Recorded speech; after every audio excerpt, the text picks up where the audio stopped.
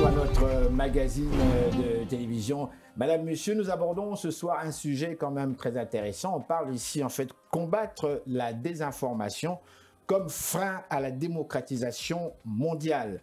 Évidemment, on met un petit peu l'accent sur l'Afrique, défis et perspectives en Afrique. Moi, je me pose la question parce que ce soir, nous avons un grand monsieur, c'est un expert avec qui on va échanger. Mais question personnelle, est-ce quand on parle de désinformation, s'agit-il ici de fake news? Y a-t-il une différence entre fake news et désinformation? Ça, c'est ma première question.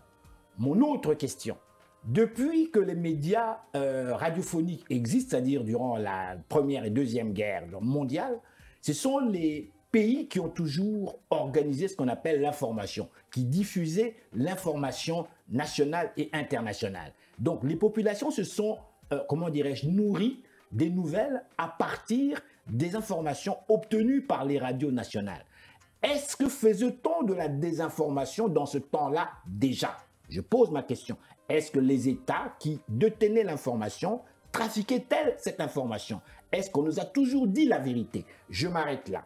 Alors, nous recevons ce soir un grand monsieur. Il est avec nous, monsieur Jean-Roger Abdesolo Nguema. Bonsoir. Bonsoir. Merci de votre présence à cette émission. Merci de m'avoir invité. Comment ça va? Ça va très bien. Mon frère, on est heureux, content d'aborder. Pour moi, c'est un problème, c'est un thème complexe que je n'aime pas trop aborder parce que pour moi, c'est compliqué. Il y a plusieurs éléments qui s'impliquent là-dedans quand on parle de désinformation. Mais ce que je constate, c'est que c'est très grave parce que même durant la Deuxième Guerre mondiale, on parle ici, avant même cette Deuxième Guerre, durant l'Allemagne nazie, on parle ici, l'information représentait un élément primordial dans la politique nazie. Et la désinformation jouait déjà un rôle, vous le savez comme moi, pertinent qui a permis à ce régime de se maintenir jusqu'à sa chute. Je m'arrête là. Je vous laisse nous présenter le sujet. Tout d'abord, pourquoi parler de désinformation? Nous parlons de désinformation lorsqu'il s'agit de diffusion des informations. Vous avez parlé tout à l'heure de fake news. Je voudrais aborder ce problème rapidement. D'accord, mais avant tout, je vous arrête. Qui êtes-vous? Qui êtes-vous? Je m'appelle Jean-Roger Abdesolo Nguema, titulaire d'un doctorat de sciences politiques obtenu à l'université de Yaoundé 2 au Cameroun. Oui. Je suis venu à l'université de Montréal après avoir occupé un charge d'enseignement à l'université de Douala au Cameroun pendant 9 ans. Je suis venu à l'université de Montréal au Canada comme chercheur invité, donc pendant 1 an. Et après, je suis resté travailler avec VD Afrique, un organisme local qui travaille beaucoup sur des problématiques comme la désinformation, le racisme anti-noir et d'autres problématiques. Le racisme anti-noir, ça c'est une autre problématique parce que c'est quand même fort là, le racisme anti-noir, c'est-à-dire qu'il est vraiment dirigé, ciblé. Mais ça c'est un autre sujet dont j'aimerais bien évidemment aborder éventuellement. Mais on va s'arrêter à notre sujet en fait d'aujourd'hui, désinformation. Et moi, ayant vécu, grandi pratiquement en Amérique, j'entends le mot fake news. Ça veut dire des fausses nouvelles, ça veut dire que c'est complètement faux là.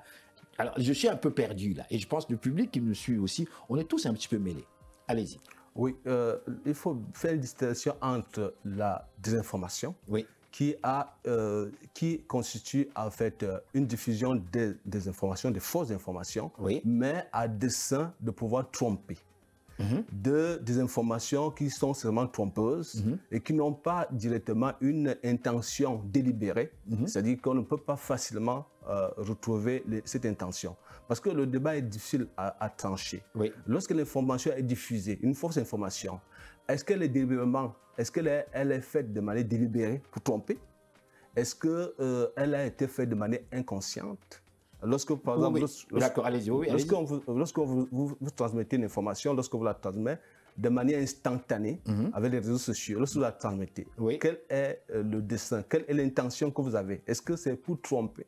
Et il faut se dire, de manière instantanée, il est difficile de pouvoir trouver facilement le lien, la différence entre la désinformation, etc., et la mésinformation qui constitue effectivement un fake news, une information qui est simplement diffusée. Donc le débat est loin d'être tranché, d'autant plus que la définition de la désinformation est loin d'être stable. Parce qu'en fonction des organismes que vous prenez l'UNESCO admet que la désinformation a un dessein de tromper, un dessein délibéré de tromper. Alors que deux organisations onusiennes admettent que la désinformation, c'est simplement une diffusion d'informations. Donc, oui, mais ça, c'est vouloir diluer et même protéger, en fait, quelque part. Parce que lorsqu'on parle du fait, vous avez abordé les réseaux sociaux, entre autres Facebook et autres, nous sommes nombreux à partager. Mais moi, je me dis, quand on voit une nouvelle qui semble très intéressante, on est porté à vouloir partager parce qu'on se dit, ben, les autres aussi pourront suivre. Mais il y a toujours quelqu'un qui va s'arrêter, qui va dire, oh, attends un petit peu là, qui va vérifier. Et on peut vérifier, ah mais tiens, ça c'est pas une bonne nouvelle, et ça c'est faux, mais ça prend du temps avant que ça ne puisse se faire. Est-ce que ces personnes-là sont toutes coupables? Moi je parle du fait que c'est la personne qui a créé cette nouvelle, qui avait cette intention-là, qui a réfléchi, c'est lui le coupable. C'est lui qui profite de la naïveté des gens pour balancer une nouvelle. Et je vais vous donner l'autre exemple. On parlait ici, j'avais vu un documentaire sur comment dirais-je, les prisons chinoises, où l'on disait que sous Mao, évidemment, il y avait cette force-là que Mao avait vraiment poussée très très fort. Je n'oserais pas parler de en fait carrément violence, mais il y avait beaucoup de, comment dirais-je, l'armée était présente comme telle. Mais on a parlé aussi des groupes qu'on avait créés qui avaient pour but de désinformer. Et des jeunes étaient payés à des sommes quelque part et avaient pour but donc de changer cette nouvelle ou de donner une image plus positive de ce régime. Mais là nous parlons d'autre chose. On ne parle pas du tout de la désinformation, c'est-à-dire vouloir tromper carrément la population. Oui, en fait, comme je le disais au début, il est très difficile en fait de faire une distinction très claire entre la désinformation et la mésinformation, et même la malinformation. Parce qu'au Canada, par exemple, il y a tout un débat là-dessus. Est-ce que lorsqu'on transmet une information, est-ce que c'est à dessein pour pouvoir tromper? Est-ce que cela est fait de manière inconsciente? Ou bien est-ce qu'on la transmet simplement par ignorance? Alors comment on fait pour combattre cela? Il y a en fait tout un mécanisme, un ensemble de mécanismes de lutte qui sont clairement du point de vue, il y a des mécanismes qui sont à la fois réglementaires, c'est-à-dire les lois qui ont été mises. Et justement, je crois que dans le cadre de votre émission, effectivement, vous avez abordé la question de lutter contre la désinformation comme un frein à la démocratisation mondiale. Justement, la question est là. Lorsqu'on combat la désinformation, est-ce que les mécanismes qui sont mis en place comme les mécanismes réglementaires, la loi, ou d'autres mécanismes qui sont en fait des mécanismes financiers, par exemple réduire la possibilité à ceux qui émettent des informations de pouvoir en bénéficier au plan financier, est-ce qu'effectivement on ne restreint pas les libertés ou bien les droits de l'homme? Parce qu'effectivement il y a des sanctions qui sont parfois disproportionnées entre celui qui transmet l'information et justement les sanctions qui peuvent être de l'ordre de l'emprisonnement, surtout dans certains pays comme les pays africains, où effectivement on peut utiliser la désinformation pour pouvoir effectivement museler la presse, censurer des débats ou bien limiter le travail artistique. Parce qu'effectivement, l'ironie, que ce soit l'ironie, la parodie, on peut la prendre comme une forme de désinformation. On peut mal interpréter cela. Donc, cela et votre question est très importante parce que ça nous amène à être vigilants, à avoir une vigilance de tout instant pour éviter vraiment les amalgames, pour, sous prétexte de lutter contre la désinformation, restreindre les libertés, empêcher que, effectivement, l'espace civique puisse davantage être autonome. Et pour revenir là-dessus, il y a tout un ensemble d'alliances, de rapports en Afrique avec un certain nombre d'organismes qui sont les vérificateurs de faits, qui travaillent effectivement pour pouvoir éduquer la population, pour signaler des contenus qui sont douteux. Je suis curieux, moi, de savoir comment. Parce que quand on dit éduquer la population, comment éduquer cette population, selon vous? Bon, pour éduquer la population, le principal est d'abord d'identifier réellement quel est le manque. Est-ce que la population, il faut l'éduquer comment? Est-ce que, à quel moment l'éducation doit être opérée? Est-ce que c'est une éducation, quel est le contenu? Il faut d'abord s'accorder sur le contenu qu'on va donner à la population pour pouvoir l'éduquer. Donc, à mon sens, l'éducation, il faut se méfier d'ailleurs du contenu qu'on va donner comme élément de lutte contre la désinformation. Donc, il est important de commencer par un diagnostic qui est clair, de pouvoir faire un diagnostic sur le niveau de la population, soit le niveau culture de la population. Est-ce que la population est-ce que la langue qu'on va utiliser, est-ce que cette langue est mieux adaptée pour pouvoir la population?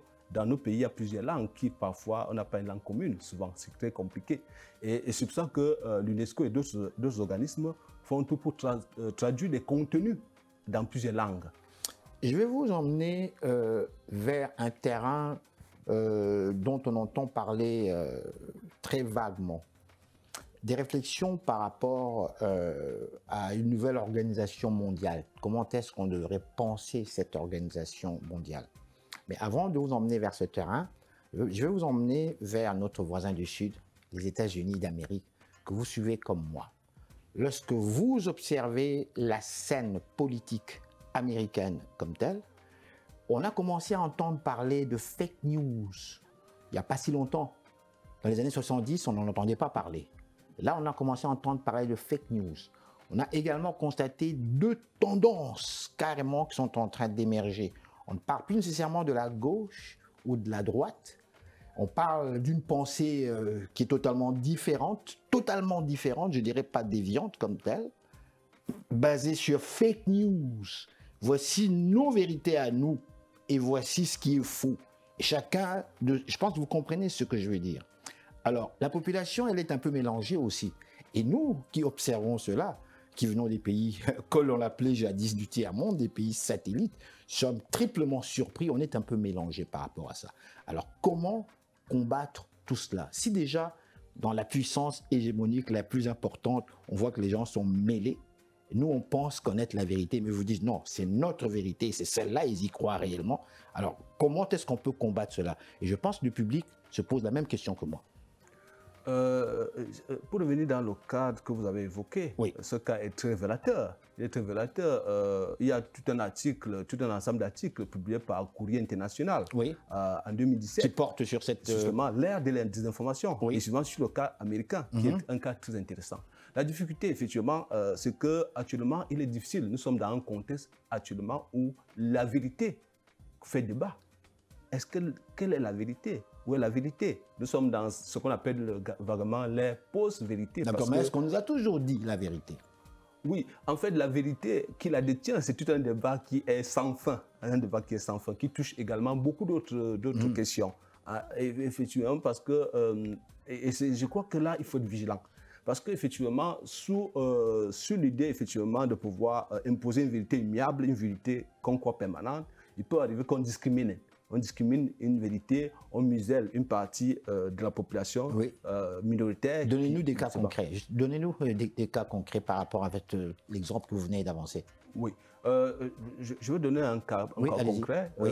Par exemple, en Ouganda, lors de la dernière élection, lorsque par exemple une partie des opposants, effectivement, l'opposant s'oppose effectivement à toute la campagne médiatique qui est faite autour du président, parce qu'il y a un certain nombre de comptes qui sont en ligne, pour promouvoir davantage la publicité du président. Qu'est-ce que Facebook et d'autres Instagram ont tout fait pour supprimer des comptes qui ont des caractères assez douteux. Oui. Et qu'est-ce qui s'est passé? Effectivement, la présidente de la République a fait coup pour effectivement supprimer, pour bloquer effectivement Internet, par coupure d'Internet, pour empêcher effectivement que la population, une partie de la population qui est discriminée, puisse avoir un certain nombre d'informations autres.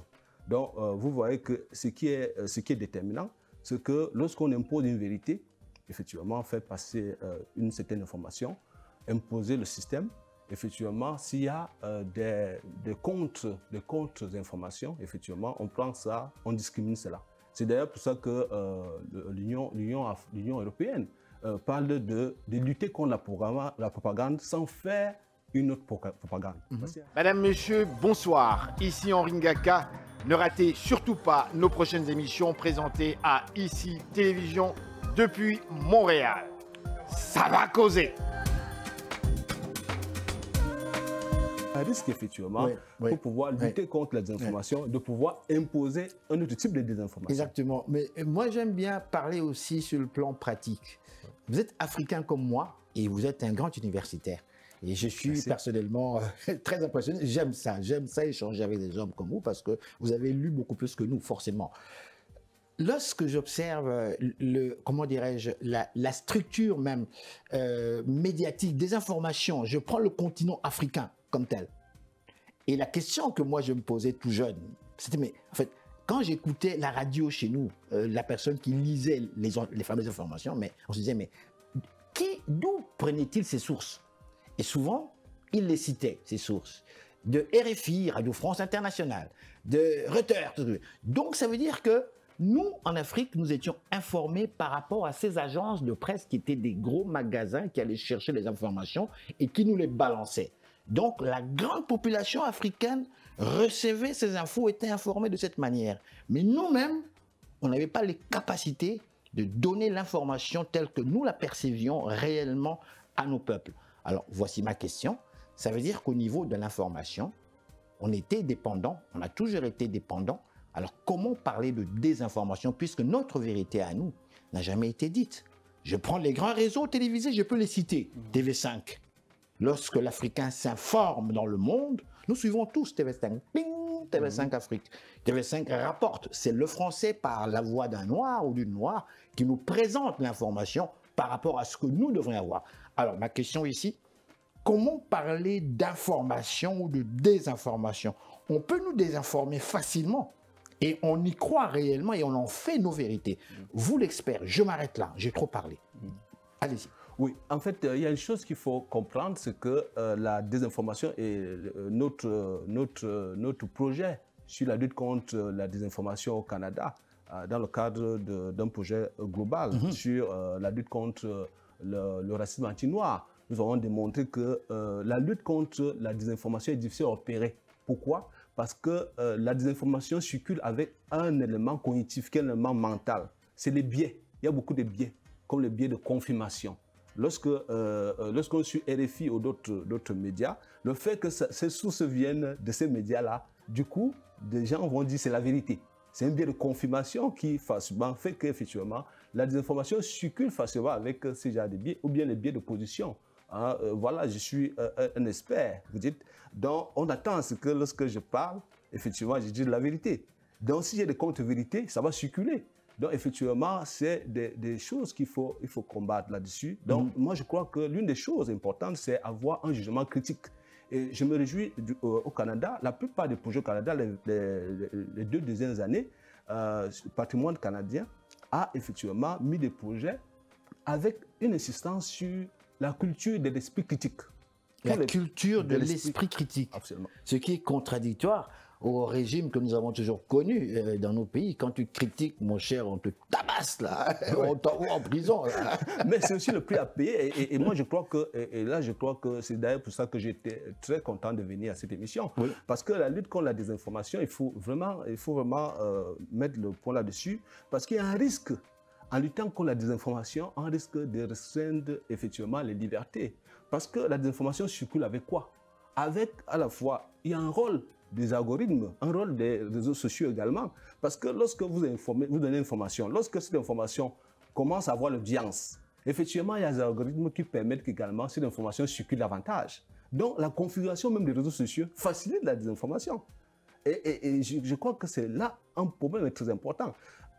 Jusqu'à ce qu'on a fait, on a en fait démocratisé la lutte contre la désinformation, oui, en permettant aux réseaux sociaux eux-mêmes, enfin, aux entreprises du web, de pouvoir contribuer à la lutte, à pouvoir suspendre des contenus, à des contenus qui sont préjudiciables et tout cela. Or, déjà leur configuration permet même facilement de contribuer à des informations. Il y a tout un débat là-dessus.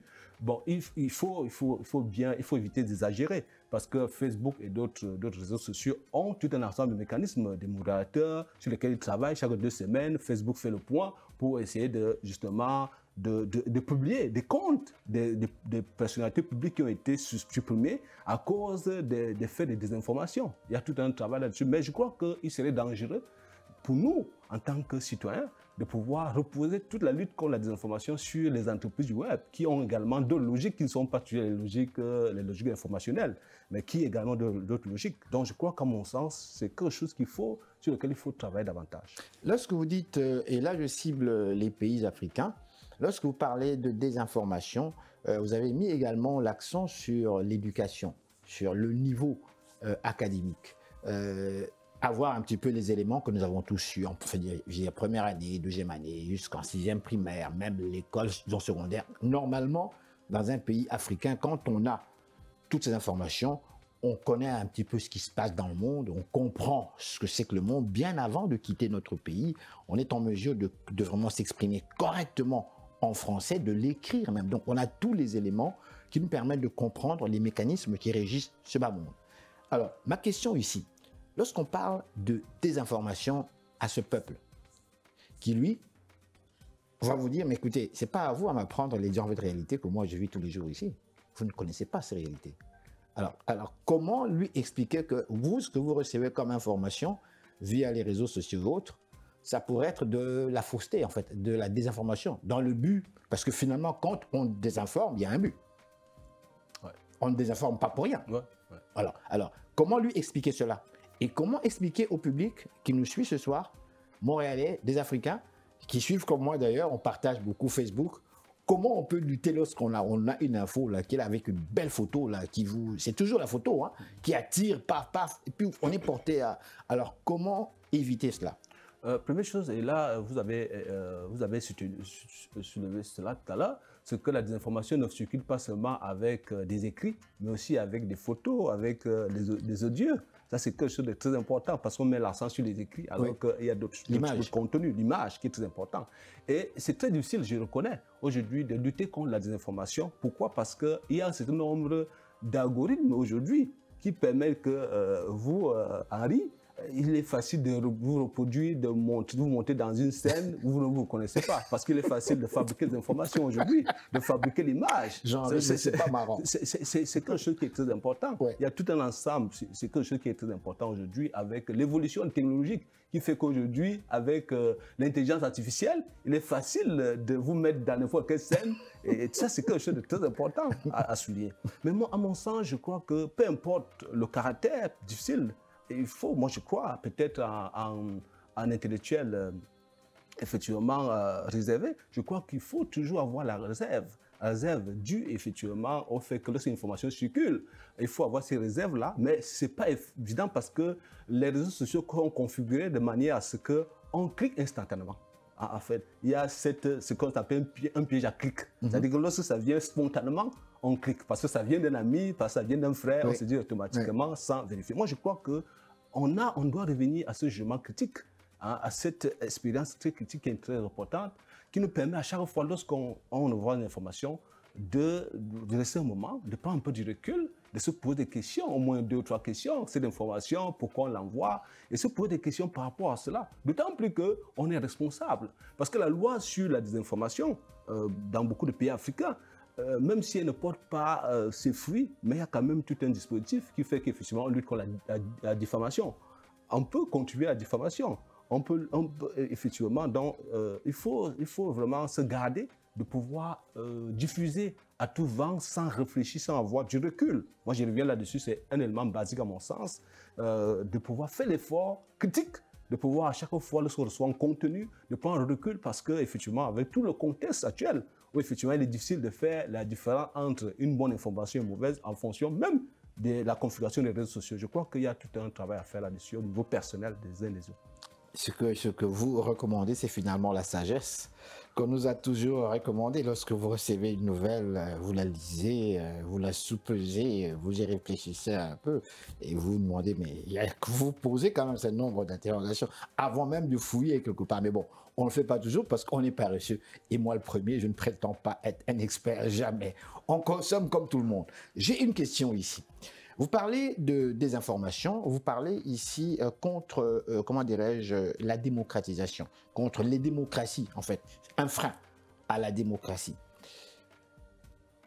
Vouloir protéger ces populations, vouloir créer des lois qui font que, bon, ceci et cela et cela et cela, vouloir trop protéger, est-ce que quelque part, ça ne nous conduit pas vers ce que j'appellerais un effet inverse? On parle ici de totalitarisme à l'échelle mondiale, sans nécessairement le voir, sans nécessairement tout en nous parlant bien sûr de toujours démocratie. Naturellement, on élit ceux qui nous représentent. Mais en regardant les choses de façon plus globale, est-ce qu'on ne nous conduit pas quelque part vers ce que j'appelle le totalitarisme, en justement déformant tranquillement l'information, en nous faisant croire un monde finalement qui n'est pas ce que nous croyons? Ah oui, je le crois.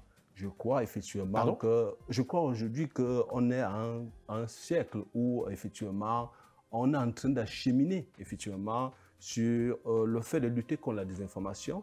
Effectivement, risque de nous faire tomber dans cette gouvernance de l'inquiétude où on nous fait peur. C'est sérieux ça? Oui, on nous fait peur parce qu'effectivement, il faut se garder également d'avoir peur. Parce qu'aujourd'hui, on se méfie de tout également. Ça fait un sérieux problème où nous sommes infantilisés. Et donc, moi, je crois qu'il y a tout un travail. Je reviens effectivement à ce jugement personnel qui est important, à ce que Robert Barth disait qu'il faut être un lecteur aristocratique. Je crois qu'effectivement, il faut revenir en fait à l'essentiel de ce qui est important. Ça veut dire quoi, c'est un lecteur aristocratique? De pouvoir, en fait, d'avoir ce sens de l'honneur, de pouvoir effectivement éviter, de pouvoir aller à tout vent de doctrine, à tout vent d'idées, effectivement, d'avoir ses réserves et de se mettre effectivement dans une logique critique qui te permet effectivement de pouvoir s'assumer comme homme. Effectivement, c'est parce que effectivement, nous sommes des êtres pensants. Donc, je crois que c'est quelque chose qui est très important aujourd'hui. Ça semble basique, mais je crois que c'est important de revenir sur quelque chose qui, à mon sens, fonde la démocratie. La démocratie, c'est d'abord quoi? Cet esprit critique qui veut dire effectivement, c'est culture. C'est culture, effectivement, ce que je suis qu'il faut l'avoir. Il faut davantage le documenter, il faut davantage le cultiver et davantage l'encourager comme vous le faites. Professeur, vous avez parlé en langage professoral, vous savez, des fois il n'est pas facile de vous suivre. Vous avez des termes là, des fois, mais moi ça me passionne parce que j'apprends. Dites-moi, quel message vous avez à transmettre à notre grand public qui vous suit ce soir, à la diaspora africaine évidemment qui sont là, mais moi je parle ici du grand public montréalais, québécois qui vous suit. Quel est ce message que vous avez à leur transmettre en termes de conclusion par rapport à la désinformation, parce que vous avez fait des recherches sur ça, et même avec cadre théorique et très bien présenté, avec méthodologie et tout ça, et même avec une bibliographie bien recherchée. Quel message vous avez à présenter à notre public? Je dirais que la désinformation fait peur, mais il est dangereux d'avoir peur de tout.